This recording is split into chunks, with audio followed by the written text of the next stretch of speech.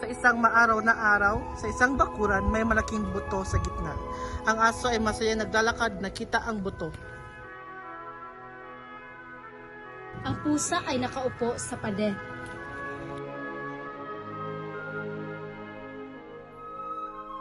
Ang ibon ay nasa sanga.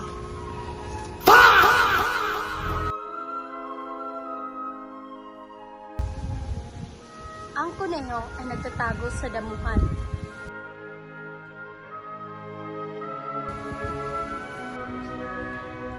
Ang manok ay naglilibot sa bakuran.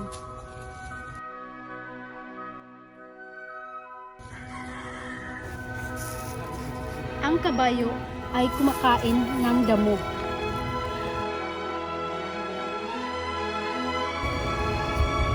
Sa di kalayuan, ang baboy ay naglalaro.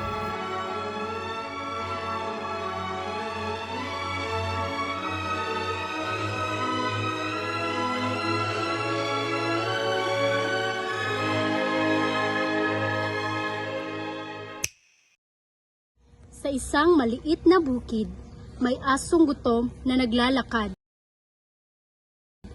Isang araw, nakita niya ang isang napakalaking buto. Wow, napakalaking buto. Akin na to. Buto.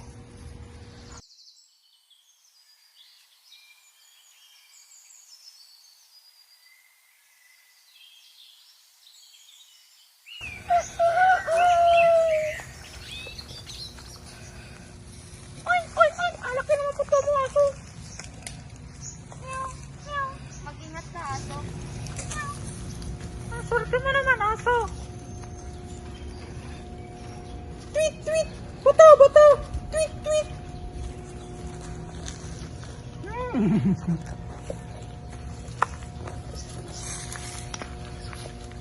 Masaya ang aso sa kanyang nakuha at naisip niya itong dalhin pa uwi. Isang tulay na tumatawid sa isang ilog o batis na may malinaw na tubig. Ang pusa, ibon, kuneho, chicken, kabayo at baboy ay nagmamasid sa iba't ibang lugar sa paligid ng tulay. Pusa sa pader, ibon sa puno, kuneho sa damuhan, ang manok ay nasa ilalim ng tulay, kabayo sa di kalayuan, at ang baboy sa tabi ng ilog. Habang naglalakad ang aso, patungo sa tulay, lahat ng hayop ay nakamasid sa kanyang ginagawa.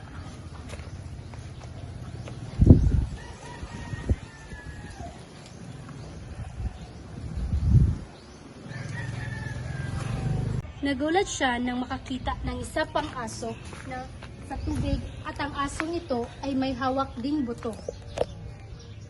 Hindi niya alam na sarili niya lang ang kanyang nakikita.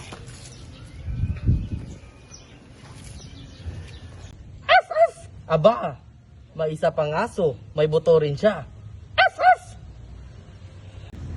Ang Lena, aso ay bumungis-ngis at tumakol sa refleksyon.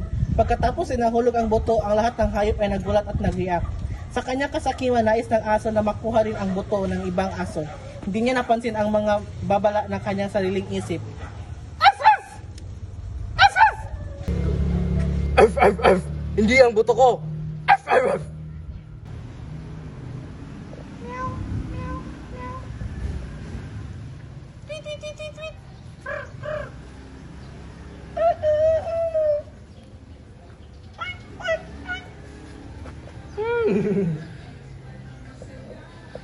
Nawala ng aso ng buto niya, wala na rin ang buto ng ibang aso sa tubig.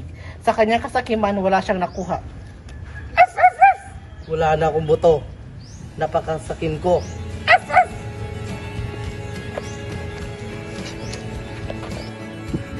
Sa kanyang kasakiman, winako siyang apel na hindi lahat ng gusto niya ay makukuha niya.